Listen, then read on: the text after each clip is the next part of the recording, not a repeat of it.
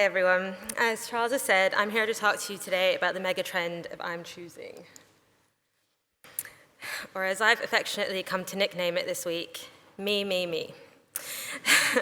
As Charles and Amelia touched upon earlier today already, the I'm choosing trend falls within the wider macro trend of egocentrism, which in and of itself is nothing new. However, technological advances recently are finally catching up to the pace and reality of what consumers really want, and that's thrown egocentrism into a whole new light. In the past year, there's been an influx of products and services on the market that cater to a customer's every need, and all at the touch of a button. Consumers now expect this power as standard, and what's more, they don't expect to compromise on quality for it. In other words, we all expect to get what we want, when we want, and how we want it. Now, as you can see from this side, this mega trend has a lot of sub-trends that underpin it. Rather than try and cover them all today, I implore you to look in the trends book for more detail, and I've picked out a few that I'm going to deep dive into that should give you a snapshot of how this trend is manifesting. The first is multi-cuisine dining. Now, as consumers travel more and become increasingly knowledgeable about food, they're seeking out better quality and more diversity on menus. Multi-cuisine restaurants are answering this call. Chefs are no longer afraid to combine ingredients, flavors, and dishes from across the globe on one single menu. And the result is a new genre of cooking that we can only really call globally influenced. It's not to be confused with fusion cooking. This trend is about choice and variety on a menu, rather than individual fusion dishes. And most importantly, whatever the dish or cuisine, quality underpins everything here. It's all about giving the customers more and better choice. As a melting pot of cultures and a cultural hub in general, it's no surprise that Brooklyn in New York is an epicenter of multi-cuisine cooking. One of my favorite restaurants is Olmsted in Prospect Heights, where dinner on any given night could include Polish pierogies, the signature carrot crepe, which you can see up here, Japanese takoyaki, and pretzel puffs, to name just a few things. But make no mistake, quality, again, underpins everything, with ex-Alinea chefs at the helm and an on-site garden where they produce everything. Another favorite of mine, although I might be biased by the brilliant name, is Shalom Japan. This is a restaurant that describes itself as serious, but not taking itself too seriously. And you'll find Jewish favorites like challah or latkes alongside Japanese hot pots and Italian Caesar salad. And of course, their signature matzo ball ramen, which makes up a spread like you see here. And over on the other side of the States is another one of my favorites. Here's Looking at You in LA. It's one of the hottest tickets in town, but if you ask anyone who's eaten there recently, they'll probably struggle to tell you what cuisine it derives from, and that's because, frankly, it's a little bit of everything. The chefs here seamlessly combine flavors from Asia, Europe, and the Americas to produce what they describe as a globally influenced menu. Here are just a few examples of what you might see on any given dinner there. A rice porridge with black truffle, salmon sashimi with passion fruit ponzu, and nectarines with perilla seed tahini. Why not? This actually leads me quite nicely to the next sub-trend I'm going to look at, because this is also about giving customers more and better choice. This is the Foodie Revolution taking place in transport hubs worldwide, and in particular in rail stations and airports. Developers have started to see that there's a huge revenue potential here because of guaranteed footfall. Let's start with the rail station revolution, where New York is definitely paving the way for the rest of the world. Grand Central Station is a perfect example of the commuter hub revolution. The 26th opening of Klaus Meyer's Great Northern Food Hall has been such a resounding success that the developers are now doubling down to further expand their foodie credentials. In the last year, they've opened a huge new pizza restaurant and renovated their on-site swanky cocktail bar called the Campbell, and they've promised several more hip eateries in the next year. In the last month, these have already been confirmed to include one of Manhattan's hippest eateries, Tartinerie, and a whiskey bar.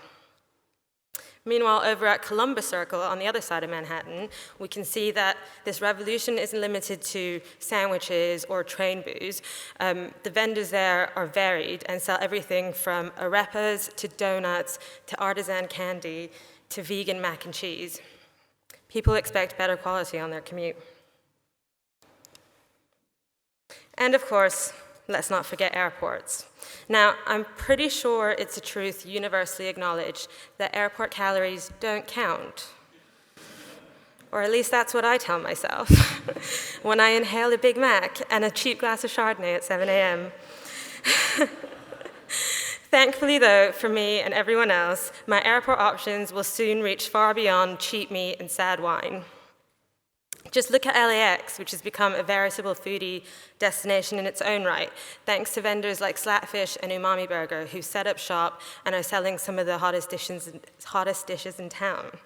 Or Qatar Airways, which this month launched pre-select dining, giving its customers the choice to personalize their in-flight meals. The ante is also being upped on the drink side. The Nicholas Culpeper in Gatwick claims to be the first ever airport gin distillery, which is pretty impressive.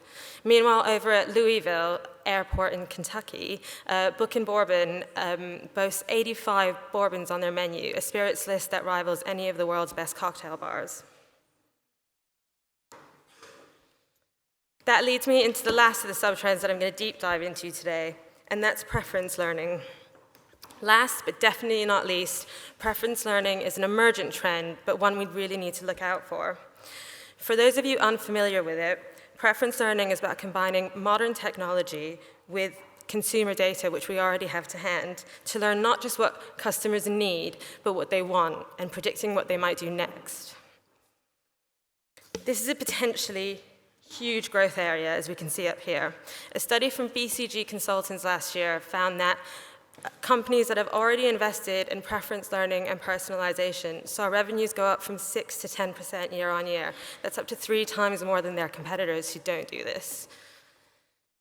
Even more significantly, they also found that there could potentially be hundreds of billions of dollars at stake for the 15% of companies who invest in personalization right in the next 5 years. In the food and retail world, what that means for us is that now, more than ever, the customer comes first. Companies will increasingly engage with preference learning technology so that they can not only provide a customer with what they need, but predict what they want, and offer a tailor-made experience to boot. So what does that mean in practice? Well, we already know that we can track customers' purchase histories to send them targeted advertising. And offers. But why not step up a notch? Just look at Kroger in the States, which has already started trialing e-shelf technology, or digital shelf edge, which tracks customers from the minute they walk into the store via their smartphones and sends them personalized offers and suggestions for their shopping basket as they walk around the store. It's really impressive. And there's no reason why restaurants can't get in on this game too.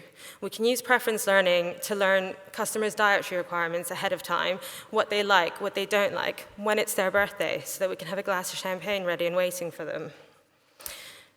Something that might help put this into context is a look at Cheerify, one of the most exciting new companies that is leveraging preference learning and consumer data technology to offer customer recognition in real time. Let's take a look.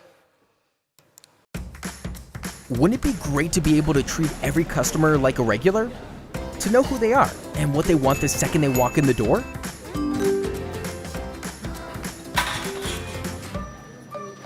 Hi. Hi, Bruce. Cheerify lets you do exactly that. Cheerify gives you personal, real-time info you can use to turn an average moment into pure awesomeness on the spot. It's her birthday.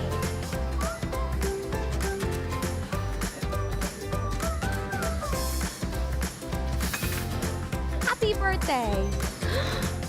Thank you so much. Wondering if you can contact your customers later? Of course, use Cheerify to send customized promos whenever you want with the tap of a button.